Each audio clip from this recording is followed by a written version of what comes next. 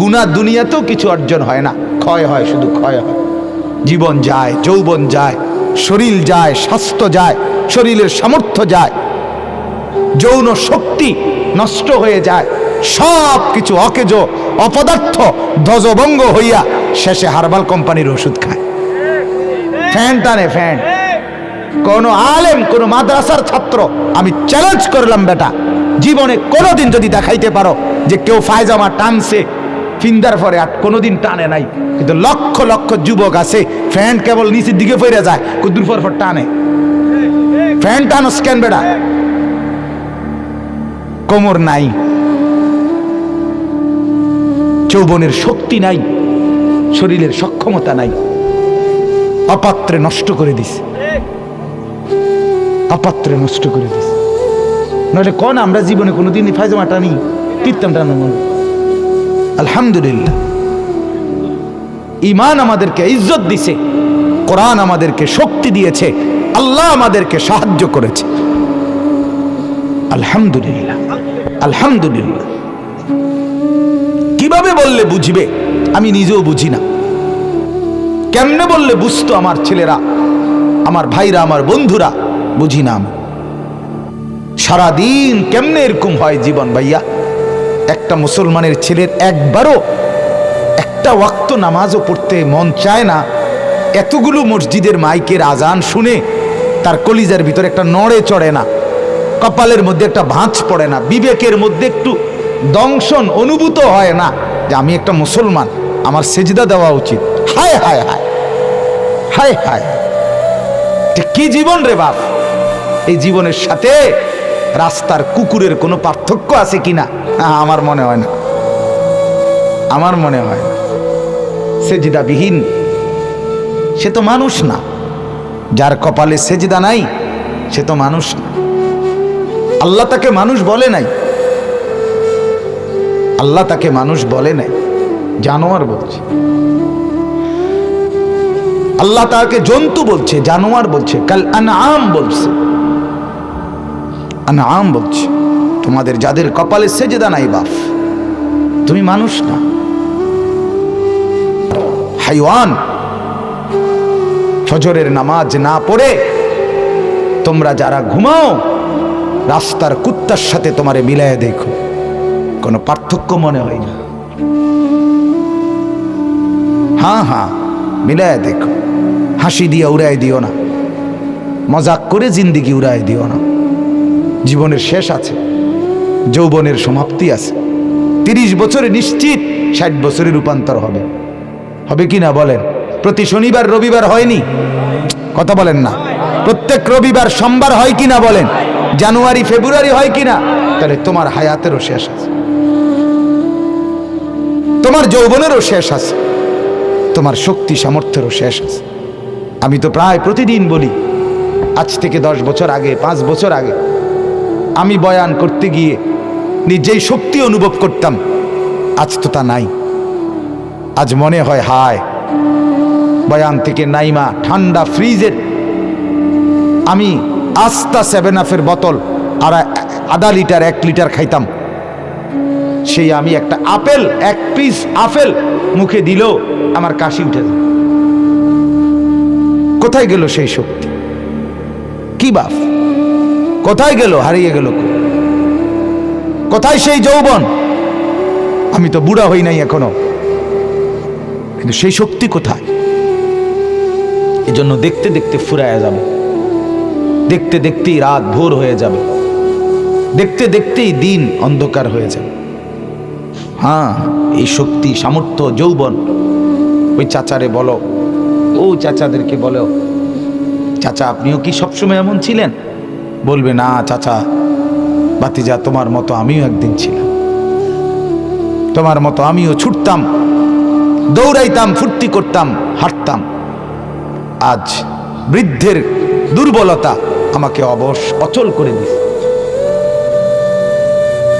এজন্য ভাবো ভাইয়া, ভাবো কি করে আসছো এতক্ষণ? ছেলেরা তোমরা কি করে আসছো? অর্জন কি বলো? এতক্ষণ তোমরা যারা ঘুরে আসছো, অর্জনটা কি হয়েছে ভাইয়া কও? আর আমার অর্জন কি হয়েছে? আমরা যারা বসা ছিলাম, আমাদের অর্জন কি? আমরা মালিকের নাম নিছি, আর প্রতি শব্দে শব্দে আমাদের আমল নামার মধ্যে নেকির পাহাড় জমে। তোমার অর্জনটা কি ভাইয়া? কয়টা মেয়ে দেখে কি পাইছো তুমি? এই যে মেয়ে যেগুলো ছিল এতক্ষণ দোকানের মধ্যে, এগুলো দেখে তোমার অর্জন কি? শরীরে পুষ্টি হয়েছে তো? শরীরের মধ্যে কিছু হয়েছে? কিছু তা হয়েছেটা কি? দোকানে লাভ হয়েছে, বাড়িতে বিল্ডিং উঠছে, হয়েছে কি? উলঙ্গ ছবি দেখে অর্জন কি হয়? নর্তকীর নাচ দেখলে অর্জন কি আমার? আয় হায়, এত বোকা কেমনে হয় ভাইয়া? কিছু তো দুনিয়ার লাইনের ভাবো, আখেরাত না হইলো দুনিয়ার অর্জন কিছু হয়নি। গুনাহ দুনিয়াতেও কিছু অর্জন হয় না, ক্ষয় হয়, শুধু ক্ষয় হয়। উলামায়ে কেরাম দুনিয়া তো সুখের বাদশাহীর হালাতে আছে, বাদশাহীর হালাতে আছে। বাড়ি তো বিরাট, সম্পদ তো অনেক কিছু, টাকা তো পকেট ভর্তি, স্ত্রী আরেক বেড়ার লগে, মেয়ে আরেক ছেলের সাথে, ছেলে আরেক মেয়ের সাথে, প্রত্যেকেই নিজের মতো। এটা সুখ? যে এমন ব্যক্তির বাড়ি যদি 10টা থাকে লাভ কি? কথা বলেন, বলে। আমি নিজ চোখে দেখছি, কোটি কোটি টাকার মালিক, বউ থাকে ঢাকা, বেড়া থাকে কুমিল্লা, বেড়া ছাদের উপরে বইয়ে সারা রাত গিটার বাজায়, গিটার আর বিড়ি, আমার চোখে। আর তুমি ঠিক কোন লাগতো না, আমি দেখছি বলে ঠিক কি তা? আবার ঠিকের কি তা? আবার সারা রাত গিটার বাজায় আর বিড়ি, একটার পর একটা সিগারেট খায় আর গান গায়। গান তো না, গানের জাতও না, কোন লাইনের কোন সুন্দর বলতে কিচ্ছু নেই। নাউজুবিল্লাহ। চলো ভাইয়া, বুঝতে শিখো, নিজের ভাবনা ভাবো। তু আগার মেরা নিহি বনতা না বন আপনা তো বন। তুমি আমার কিছু যদি নাই করো, তোমার জন্যই করো, তোমার ভাবনাই ভাব। দেখো সারাদিনের অর্জন কি, সারাদিনের অর্জন কি? কি লাভবান হইলা? ছবি দেখে, নারী দেখে, উলঙ্গ দৃশ্য দেখে, অশ্লীল সিনেমা দেখে, নাটক দেখে, জিনা ব্যভিচারের দৃশ্য দেখে, মদ খেয়ে, জুয়া খেলে, উলঙ্গ বেহায়াপনার মতো বাহিরে বাজারে ঘুরে সারাদিন বন্ধুদের আড্ডা দিয়ে অর্জনটা কি? মিলাও হিসাব, আখেরাত পথ দাও, দুনিয়ায় মিলাও, দুনিয়া মিলাও। দুনিয়ার কিছু হয়েছে কিনা? এক দোকানদার তো 3 ঘন্টা ব্যবসা করলে তার 200 টাকা ইনকাম হয়। কথা বলেন না? এটাতে একটা বুঝ আছে, বেটারটা কি আইছে? লাভ আসছে। একটা অটো ড্রাইভার, সিএনজির ড্রাইভার ঘন্টা 2 গাড়িটা চালাইলে তার তো 200 টাকা লাভ হয়, এটা বুঝ আছে তা। তোমার বুঝটা কি? তোমার বুঝটা কি? তোমার অর্জনটা কি এখানে? যেই নারীর জন্য তুমি এত পাগল, সেই নারী কি তোমার মিলবে না? সেই তুমি কি বিয়ে করবে না? তাইলে তো এটার জন্য এত পাগল হইয়া অস্থির হয়ে যাওয়ার মতো, কুত্তার মতো হয়ে যাওয়ার কি আছে? এটা বলে, এটা এত পাগল হয়ে যাওয়ার কি আছে? কুকুরের মতো মেয়ের পিছনে পিছনে ঘুরার কি আছে এটার ভিতরে? একটু সবর করলেই তো। আল্লাহ তাআলা কোরআনে বলছেন, আমি যাকে বানিয়েছি তার জন্য তার স্ত্রীকে, আল্লাহ বলেন আমার কুদরতের নিদর্শন, আমি আল্লাহ প্রত্যেক পুরুষের জন্য তার স্ত্রীকেও তার দেহের অঙ্গ থেকে আমি বানায় রাখছি। এ তো কোরআনের আয়াত, কোরআনের আয়াত। তোমার জন্য আমি বানাইয়েছি। আমিন আয়াতিহি আন খালাকা লাকুম মিন আনফুসিকুম আজওয়াজা। চলেন তাহলে, অতএব আমি আপনাদের কাছে বললাম, জিন্দেগির মূল পুঁজি লা ইলাহা ইল্লাল্লাহ। বলেন আলহামদুলিল্লাহ। আল্লাহ তাআলার দয়া ভাইয়া, আল্লাহ তাআলা সেই নিয়ামত আমাদেরকে দান করছে। বলেন আলহামদুলিল্লাহ। আমরা বলতে পারি প্রতিদিন, আমরা প্রত্যেকেই বলি যে লা ইলাহা ইল্লাল্লাহ। এই যে বাক্যটা আমাদের যাদের জবানে উচ্চারিত হয় নিয়মিত, দিলের বিশ্বাস নিয়া, এর চাইতে সৌভাগ্য, এর চাইতে বড় পাওয়া, এর চাইতে বড় সম্পদ, এর চাইতে উত্তম নিয়ামত, আল্লাহর কসম, দুনিয়া যদি 10 বার না 100 বারও দেওয়া হয়, তারপরেও লা ইলাহা ইল্লাল্লাহর সমান হবে না, হবে না, হবে না, হবে না। ঈমান সবচেয়ে বড় সম্পদ। ওয়া আসবাগা আলাইকুম নিআমাহু, যাহিরাতাও ওয়া বাতিনা। আল্লাহ তাআলা কোরআনে বলেন, আমার বান্দাদের উপরে আমি নিয়ামত প্রকাশ্যে এবং গোপনে একদম পূর্ণ করে দিয়েছি, পূর্ণ করে দিয়েছি। এখানে তাফসীরের মধ্যে লেখছে ইমাম মুজাহিদ বাহিরের মাইক বন্ধ করছেন, বন্ধ করেন মিয়া, বললাম না।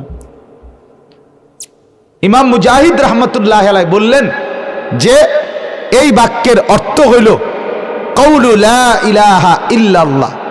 ঈমান আল্লাহ তাআলা যাকে দিবেন সেই একমাত্র বলতে পারে যে আল্লাহ তাকে সব নিয়ামত একবারে কমপ্লিট করে দিবেন। বুঝেন নাই কথাটা? ঈমান পাইছে যে, কালেমা পেয়েছে যে, লা ইলাহা ইল্লাল্লাহর দৌলত যে পাইছে সেই আল্লাহর সমস্ত নিয়ামত পরিপূর্ণ পাইছে। এটা নাই তো সে কিছুই পায় না। जो तू मेरा तू सब मेरा, যখন আল্লাহ আমার সবই আমার, ফলক মেরা জমি মেরি, আসমানও আমার জমিনও আমার, अगर एक तू नहीं मेरा तो कोई शै नहीं मेरी। যদি আল্লাহ আমার না হয় তাইলে কিছুই আমার নাই। আমার শায়েখ আল্লামা মুফতি মুশতাকুন নবী সাহেব বলে, তুমি আল্লাহকে পেয়ে গোটা দুনিয়াও যদি না পাও সব পেয়েছ, তুমি আল্লাহকে না পেয়ে গোটা দুনিয়াও যদি পাও কিছুই পাওনি, ঠিক কিছুই পাও।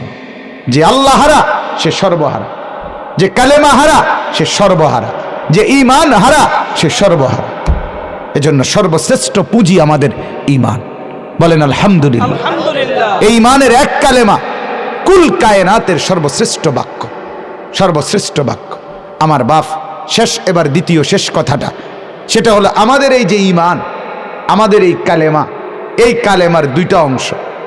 একটা অংশ হইল লা ইলাহা ইল্লাল্লাহ, দ্বিতীয় অংশ হইল মুহাম্মাদুর রাসূলুল্লাহ। বলেন মুহাম্মাদুর রাসূলুল্লাহ। তাহলে প্রথম অংশ কি বলেন? লা ইলাহা ইল্লাল্লাহ। দ্বিতীয় অংশ কি? মুহাম্মাদুর রাসূলুল্লাহ। কোরআনুল কারীমের মধ্যে আছে, আল্লাহ তাআলা বলেন ইলাইহি ইয়াসআদুল কালিমুত তাইয়্যিব ওয়াল আমালুস সালিহু ইয়ারফাউহু। আল্লাহ তাআলা বলেন প্রথম আমি কালেমায়ে তাইয়্যিবা লা ইলাহা ইল্লাল্লাহ মুহাম্মাদুর রাসূলুল্লাহ, এই কালেমায়ে তাইয়্যিবা এইটা আমি বান্দার কাছ থেকে প্রথম গ্রহণ করি। কথা বুঝছেন কিনা? প্রথম আল্লাহ বলেন আমি এইটা আগে নেই, এরপরে ওয়াল আমালুস সালিহু ইয়ারফাউহু, এরপরে যেই কোনো মাশাআল্লাহ দেখছেন এক ছোট বাচ্চা পড়ছে লা ইলাহা ইল্লাল্লাহ, আল্লাহ তাকে বরকত দান করে। একটা মজার কথা শোনেন, নবীজি সাল্লাল্লাহু আলাইহি সাল্লামের জামানায় একবার নবীজি এক যুদ্ধের ময়দান থেকে ফিরে আসতেছিলেন, আজানের ওয়াক্ত হয়েছে, নামাজের ওয়াক্ত হয়েছে। তো নবীজি ওইখানেই মাঝপথে রাস্তায় একটি কাফেরদের পল্লী এলাকা, তো এদের এলাকার পাশে থাইমা আল্লাহর নবী বলছেন আজান দাও, নামাজ পড়বে এখানে। তখন আল্লাহর নবী সাল্লাল্লাহু আলাইহি ওয়াসাল্লামের সাহাবী আজান দিচ্ছিলেন, তখন ওইখানেই কাফেরদের কতগুলো বাচ্চা ছোট ছোট 10-12 বছরের ছেলে এরা খেলতেছিল কাছাকাছি। তো এদের মধ্যে একটা ছেলে, ঘটনাচক্রে একটা ছেলে 10-12 বছরের, সে ওই সাহাবী যখন আজান দিচ্ছে আল্লাহু আকবার আল্লাহু আকবার, এও রসিকতা কইরা ও হুবহু জোরে জোরে এও এটা বলতে লাগছে আল্লাহু আকবার আল্লাহু আকবার, এমনি কইতেছিল। নবীজি সাল্লাল্লাহু আলাইহি ওয়াসাল্লাম, আমি নিজে এই হাদিস পড়ছি, পড়াইছি, নবীজি নিজে সাহাবীদেরকে বললেন ওই যে বাচ্চাটা যে জোর আওয়াজে তাকবীর দিছে, আজানের বাক্যটা বলছে, ওটা কে নিও। তো ওই ছেলেটাকে ডেকে আনছে, ডেকে আনার পরে আল্লাহ নবী সাল্লাল্লাহু আলাইহি ওয়াসাল্লাম বলে তোমার এই বাক্যগুলো আমি সুন্দর করে শিখাই দেই। কয়বা তুমি আবার কয় তো বলেন। তো নবীজি আবার বলছে, অয়ও বলছে। নবীর বলার বরকতে আল্লাহ তাআলা ওই ছেলেটাকেই ঈমানের দৌলত দান করছে, ছেলেটা মুসলমান হয়ে গেছে। এবং পরবর্তীতে এই ছেলেটাই নবীজির যে কয়েকজন মুয়াজ্জিন ছিল, বেলাল ছাড়াও এই ছেলেটাও একজন নবীজির মুয়াজ্জিন হয়েছে, নবীজির আমলে সে আজান দিত। আবু মাহজুরা রাদিয়াল্লাহু তাআলা আনহু,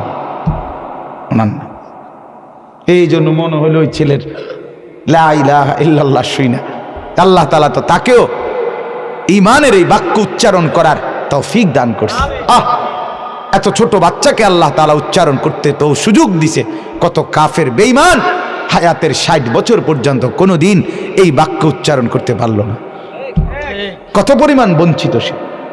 এজন্য আমাদের কালেমার দুইটা অংশ, একটা হলো লা ইলাহা ইল্লাল্লাহ, আরেকটা হলো মুহাম্মাদুর রাসূলুল্লাহ।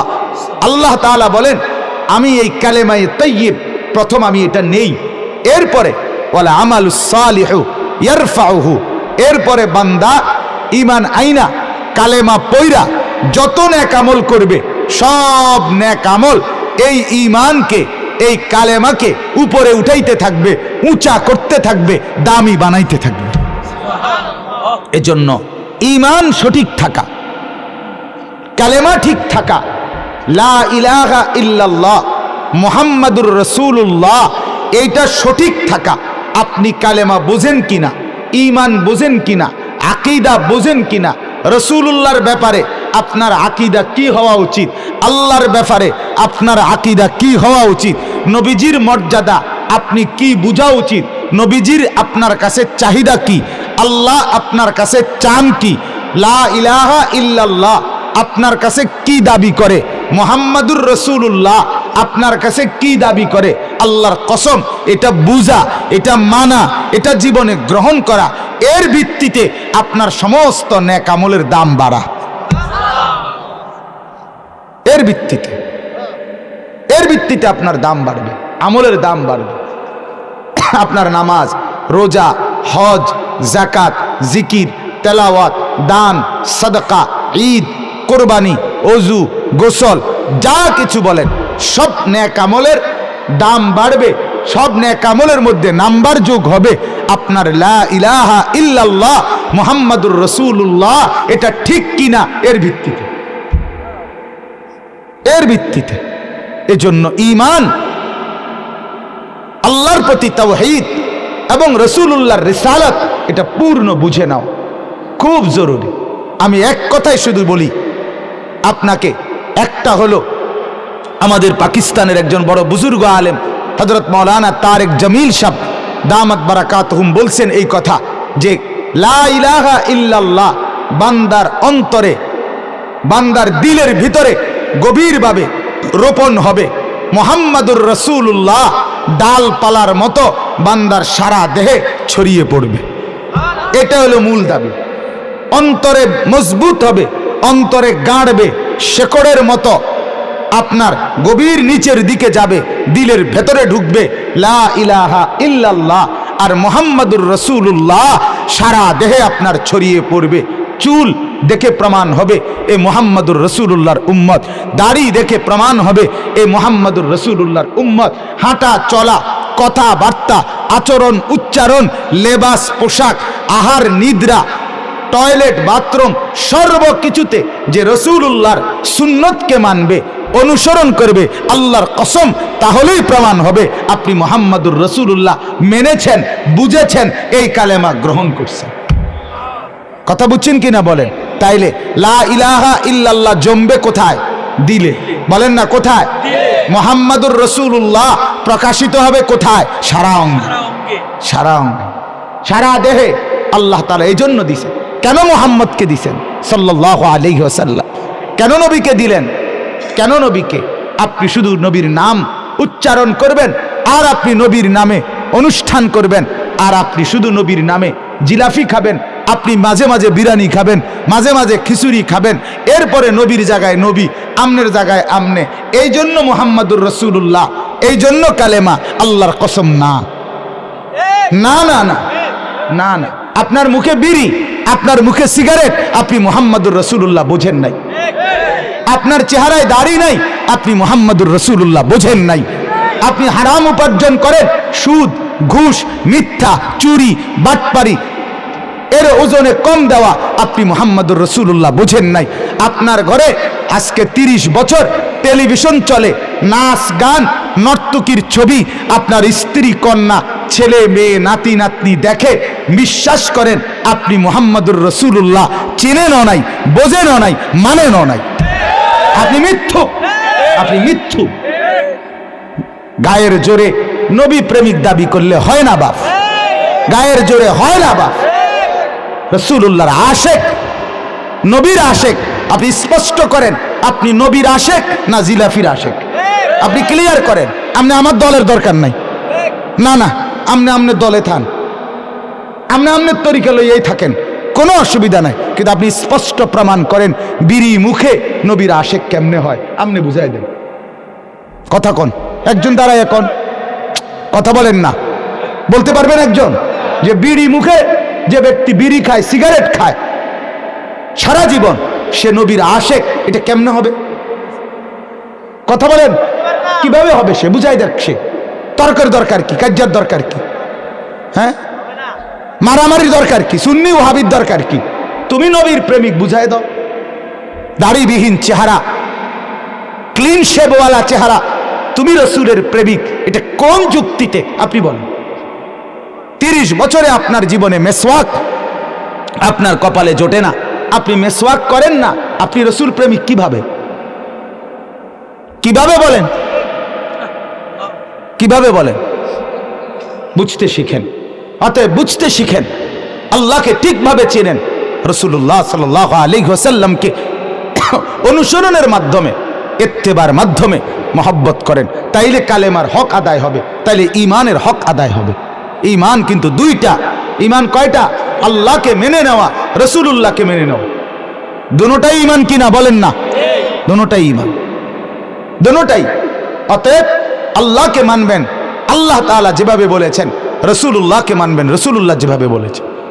আল্লাহ নবী সাল্লাল্লাহু আলাইহি ওয়াসাল্লাম বলেন, যে ব্যক্তি আমার সুন্নতের অনুসরণ করে সেই আমাকে ভালোবাসে। এত এত পরিষ্কার বলার পর, মান আহাব্বা সুন্নতি ফাকাদ আহাব্বানি, এভাবে বলার পরেও আমনে যদি বুঝে না আসে, কেন বুঝে আসবে না কেন? অতএব আমার কথা শেষ, দয়া করে আজকে যেই বাক্য আমি পড়লাম, লা ইলাহা ইল্লাল্লাহ, এটাই আমাদের মূল পুঁজি, ঠিক কিনা বলেন না? অতএব সর্বাত্মক চেষ্টা করা, আমার ঈমান যেন ছুটে না যায়। দুনিয়া কম পাইলাম বাপ, ভাত একবেলা কম খাইলাম, বাড়ি করতে না পারলাম, কেউ বিল্ডিং করলো, আমি টিনের ঘরে বানাইলাম, আমি সনের ঘরে বানাইলাম, আমার অর্থ সম্পদ কমই হইল, কিন্তু ঈমান যেন থাকে। কি যেন থাকে বলেন না? ঈমান যেন থাকে, এটাই আমার মূল পুঁজি। লা ইলাহা ইল্লাল্লাহ মুহাম্মাদুর রাসূলুল্লাহ, এই পুঁজি যেন আমি কলিজায় নিয়া, জবানে নিয়া, সারা দেহে নিয়া কবরে যাইতে পারি, তাইলে আমার কবরও সুন্দর, আখিরাতও সুন্দর, জান্নাতও সুন্দর। আল্লাহ তাআলা আমাদের সবাইকে বুঝা মানার তৌফিক দান করেন। একটা ছোট্ট অনুরোধ, এখানে যেই ছেলেরা বসছো বাপ, তোমরা সবাই মুসলমানের বাচ্চা, মুসলমানের ছেলে বাপ, তোমাদের মা মুসলমান, তোমাদের বাপ মুসলমান, তুমি জন্মের পরে তোমারে আজান দিয়া তোমারে আল্লাহর নাম শুনাইছিল। অতএব দয়া করে এখন নামাজের বিরতি, আজান হবে, আল্লাহর ওয়াস্তে তুমি মুসলমানের বাচ্চা হইলে কেউ এদিক সেদিক দোকানে পাটে যাইও না বাপ। নামাজ অজু করে মসজিদের মধ্যে ঢোকো, প্রমাণ করো তুমি মুসলমানের সন্তান।